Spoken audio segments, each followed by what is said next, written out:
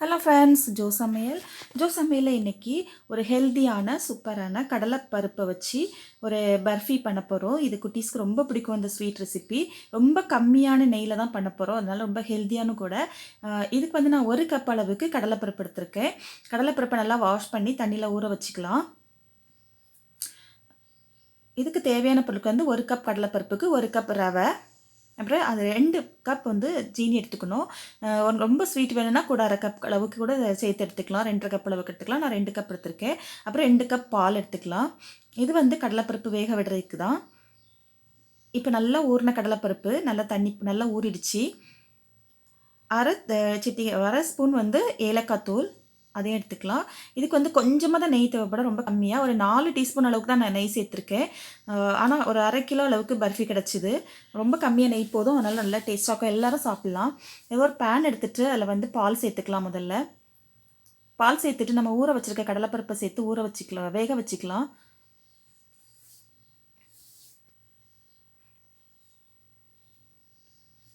நல்லா ஊறிருக்கனால சீக்கிரம் வெந்துடும். இப்போ பால் வந்து கொஞ்சம் கம்மியாகிடுச்சு, பாதி அளவு ஆகிடுச்சு.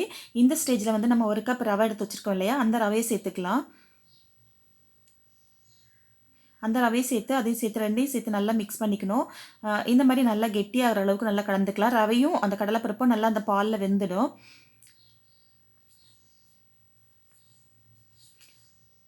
நல்லா வெந்துடுச்சு. இப்போ இதை நல்லா நல்லா இந்த அளவுக்கு நல்லா கெட்டியாக வெந்துடுச்சு. இப்போ இதை ஆற வச்சுட்டு ஒரு மிக்சியில் சேர்த்து அரைச்சிக்கலாம். இதை அரைக்கும் போது தண்ணி சேர்த்து அரைச்சிக்கோங்க, அப்படி இல்லைன்னா பால் சேர்த்து அரைச்சிக்கோங்க, ரொம்ப நல்லாயிருக்கும். நல்லா அரைச்சிக்கணும், பருப்பு தெரியாத அளவுக்கு. இப்போது ஒரு பேனில் வந்து 2 கப்பு சீனி எடுத்துருக்கோம் இல்லையா, அதில் வந்து 1/2 கப் தண்ணி விட்டு ஒரு கம்பிப்பதம் பாகு எடுத்துக்கணும்.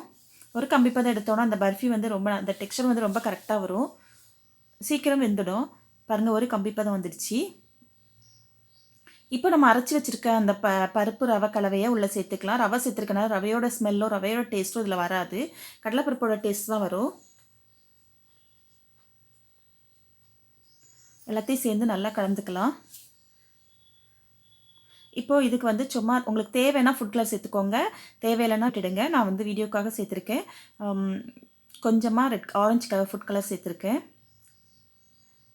சேர்த்துட்டு கொஞ்சமாக உப்பு, ஸ்வீட் பண்ணும்போது லைட்டாக உப்பு சேர்த்தா நல்லாயிருக்கும். ஏலக்காய் தூள் சேர்த்துக்கலாம். சேர்த்துட்டு நல்லா கலந்துக்கோங்க. இப்போது நான் வந்து 2 டீஸ்பூன் அளவுக்கு நெய் சேர்த்துக்கிறேன். முதல்ல நெய் சேர்த்துட்டு நல்லா கலந்துக்கணும்.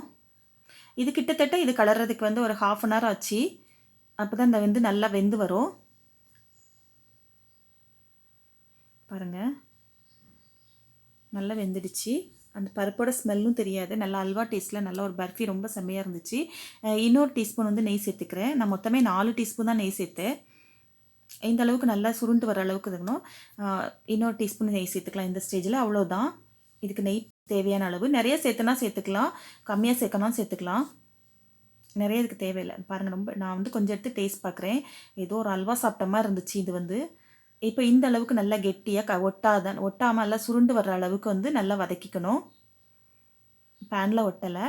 இப்போ ஒரு பிளேட்டில் வந்து நெய் தடவிட்டு அதில் வந்து இதை கொட்டிக்கலாம். இப்போ வந்து கொஞ்சம் நம்ம கம்மியாக நெய் சேர்த்துருக்கனால ஒரு 1/4 டீஸ்பூன் அளவுக்கு நெய்யை மேலே விட்டுட்டு ஒரு ஸ்பூன் வச்சு நல்லா அழுத்தி விட்டுக்கலாம். இது எதுக்காகனா வந்து நல்லா பார்க்குறதுக்கு நல்லா ஷைனிங்காக இருக்கும். அப்புறம் நெய் மேலே தடவிருக்கனால ரொம்ப நெய் சேர்த்து அந்த ரிச்சான டேஸ்ட் வரும். இப்போ அதுக்கு அழகுக்காக முந்திரி பருப்பு வச்சுருக்கேன். இது குழந்தைங்கள முதல் பெரியவங்க வரைக்கும் எல்லாரும் சாப்பிட்லாம், நல்லா டேஸ்ட்டாக இருக்கும். அதுவும் இல்லாமல் ரொம்ப ஹெல்த்தியானதும் கூட கடலைப்பருப்பு. அப்புறம் கொஞ்சமாக நெய் சேர்த்துருக்கும், அதனால் பெரியவங்களும் நல்லா தாராளமாக சாப்பிட்லாம். பாருங்கள், பார்க்கவே இந்த பர்ஃபி வந்து ரொம்ப நல்லாயிருக்கு. குழந்தைங்களுக்கு ரொம்ப பிடிக்கும். நீங்கள் இந்த ஸ்நாக்ஸ் பண்ணி கொடுங்க. இந்த வீடியோ பிடிச்சிருந்தா என்னோடய சேனலை சப்ஸ்கிரைப் பண்ணுங்கள். தேங்க்யூ.